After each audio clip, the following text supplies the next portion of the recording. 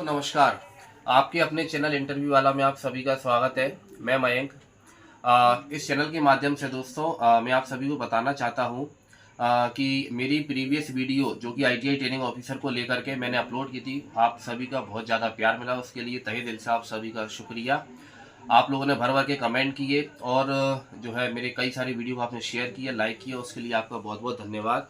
आज एक बार फिर से आप सभी के भविष्य को ध्यान में रखते हुए मैं आईटीआई ट्रेनिंग ऑफिसर के पूरे मध्य प्रदेश के टॉपर श्री दीपक मिश्रा जी का इंटरव्यू मैंने आज कंडक्ट किया है और बहुत जल्द मैं जो है इस को मैं अपलोड करूंगा और आशा करता हूं कि आप सभी इसको लाइक करेंगे और इसको शेयर करेंगे। और एक मेरा आप सभी से एक निवेदन है कि आपकी जो भी कमेंट हो या आपके मन में जो भी डाउट हो, प्लीज़ आप कमेंट बॉक्स में जाके मेंशन कर दीजिएगा।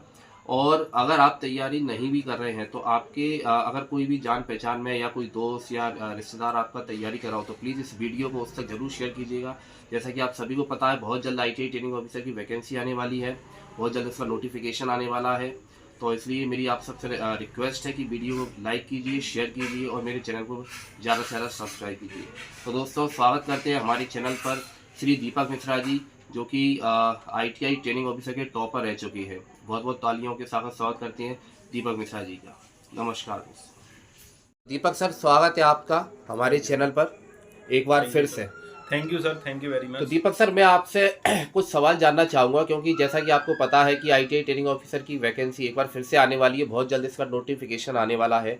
कई सारे बच्चे काफ़ी उतावले हो रहे हैं, भर भर कर मुझे कमेंट कर रहे हैं मेरे चैनल के माध्यम से। वो कई सारे उनके मन में प्रश्न है, तो अगर पॉसिबल हो तो आप प्लीज़ उनका जवाब दीजिएगा। देखिए, नोटिफिकेशन नवंबर में आने का है, जितना हम लोगों को अपने डिपार्टमेंट से पता चला है। नवंबर में वैकेंसी आने का है।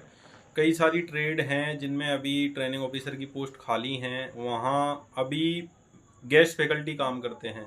गेस्ट फैकल्टी भी एक तरीके से परमानेंट रखे जाते हैं। जब कोई परमानेंट जॉब का कोई आता है, जैसे कि बिल्डर में अभी खाली है वैकेंसी पूरे एमपी में, मैथ्स एंड ड्राइंग में कई सारी वैकेंसी खाली हैं, फैशन टेक्नोलॉजी में खाली हैं, तो उनके लिए अभी गेस्ट फैकल्टी काम कर रहे हैं। जब जब भी नोटिफिकेशन आता है और परमानेंट रिक्रूटमेंट होता है एमपी ऑनलाइन के द्वारा, हमारा स्किल डेवलपमेंट डिपार्टमेंट है, तो उसके द्वारा अगर रिक्रूटमेंट होता है तो गेस्ट फैकल्टी को हटाकर परमानेंट जो भी आएंगे एम्प्लॉय उनको रखा जाएगा। तो ये नवंबर में आने का है अभी नोटिफिकेशन। सर, एक प्रश्न कई सारे बच्चे पूछ रहे हैं कि लगभग कितनी वैकेंसी आने का अनुमान है इस बार? देखिए, वैकेंसी स्टेनो, वेल्डर, कई सारी ट्रेड हैं, वो कई सारी आईटीआई अभी ओपन हुई हैं छोटे ब्लॉक लेवल पर, कई संभाग लेवल पर, तो उनमें भी वैकेंसी आने का है।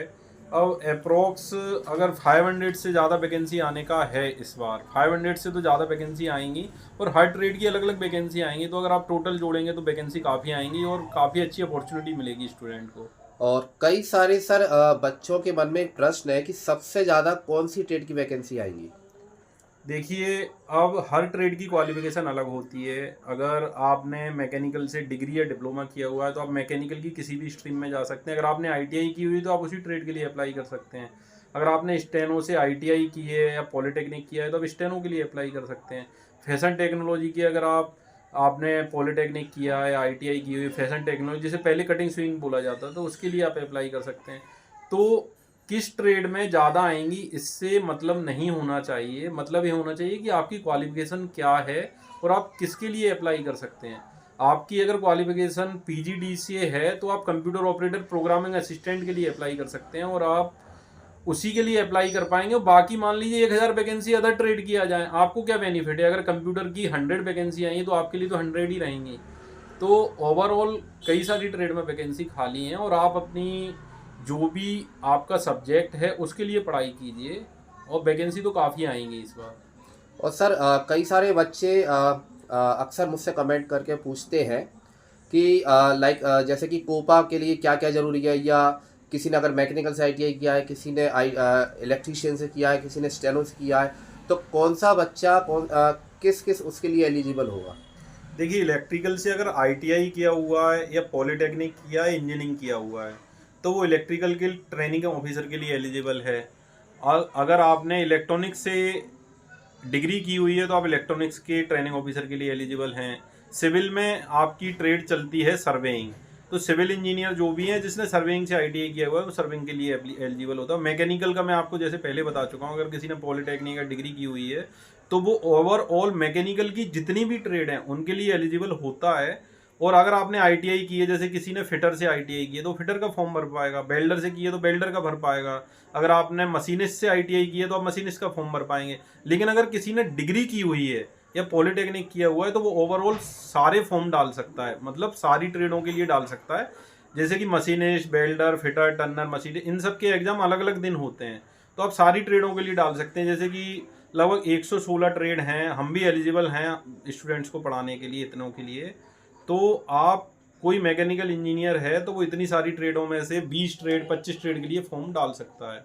स्टेनो से अगर आपने आईटीआई की तो आप स्टेनो के लिए डाल सकते हैं। ये रिपीटेड क्वेश्चन हुआ वैसे। अच्छा सर, एक क्वेश्चन और कई सारे बच्चे पूछ रहे हैं कमेंट के माध्यम से कि ट्रेनिंग ऑफिसर की जो सैलरी है अप्रोक्स लगभग कितनी होती है?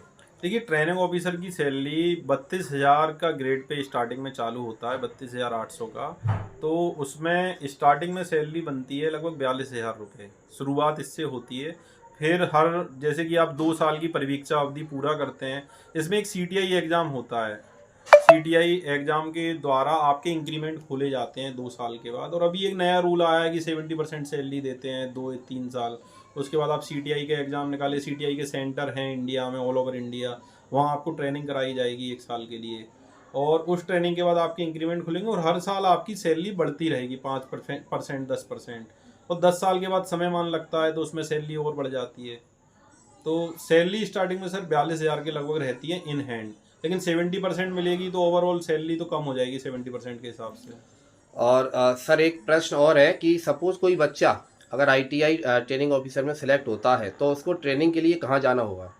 सर इसमें 15 दिन की स्टार्टिंग में ट्रेनिंग दी जाती है जब आप सिलेक्ट होते हैं। शुरुआत में जब आपका सिलेक्शन होता है तो आपके डॉक्यूमेंट वेरिफिकेशन होते हैं भोपाल में। तो कुछ लोगों के जबलपुर में भी होते हैं, क्योंकि स्किल डेवलपमेंट का जो हेड क्वार्टर है वो जबलपुर में है, नर्मदा रोड पर साईं मंदिर के पास में, छोटी लाइन के पास में। तो वहाँ आपके डॉक्यूमेंट वेरिफिकेशन होंगे और उसके बाद आपको ज्वाइनिंग के लिए जबलपुर ही बुलाएंगे, क्योंकि हमारा जो मुख्यालय है वो जबलपुर में है। लेकिन इसकी एक सब ब्रांच अपनी भोपाल में भी आईटीआई में संचालित है। वहाँ से डायरेक्टर सर हैं, डायरेक्टर मैम हैं, और भी लोग हैं वहाँ से अपनी आईटीआई को, पूरी एमपी की आईटीआई को संचालित करते हैं। तो डॉक्यूमेंट वेरिफिकेशन हो गया, डॉक्यूमेंट वेरिफिकेशन के बाद आपको और भी कई सारी चीज़ों की फॉर्मेलिटीज़ होती हैं, उसके बाद आपकी ज्वाइनिंग हो जाती है। अच्छा सर, एक प्रश्न और एक बच्चे ने मुझे कमेंट के माध्यम से पूछा था कि आईटीआई ट्रेनिंग ऑफिसर बनने के कितने साल बाद अगला प्रमोशन होता है, और जो प्रमोशन होता है वो किस पद के लिए होता है? देखिए, ट्रेनिंग ऑफिसर बनने के लगभग अगर आपने डिग्री या डिप्लोमा किया हुआ है तो आपको 12 से लेके 15 साल लगते हैं। और उसके बाद ट्रेनिंग सुपरिटेंडेंट का एक पद है जिसके अंडर में लगभग आईटीआई में जितने भी ट्रेनिंग ऑफिसर रहते हैं वो उसके अंडर में रहते हैं। वर्कशॉप भी उसके अंडर में रहती है। ट्रेनिंग ऑफिसर टाइम से आते हैं, किस तरीके से अपनी काम को कर रहे हैं वो सारे। और ट्रेनिंग सुपरिटेंडेंट के ऊपर प्रिंसिपल का पद होता है। प्रिंसिपल पूरे जिले का एक नोडल प्रिंसिपल होता है। अगर आप बड़ी आईटीआई में हैं तो वो सेकंड क्लास पद है, सेकंड क्लास ऑफिसर का पद है।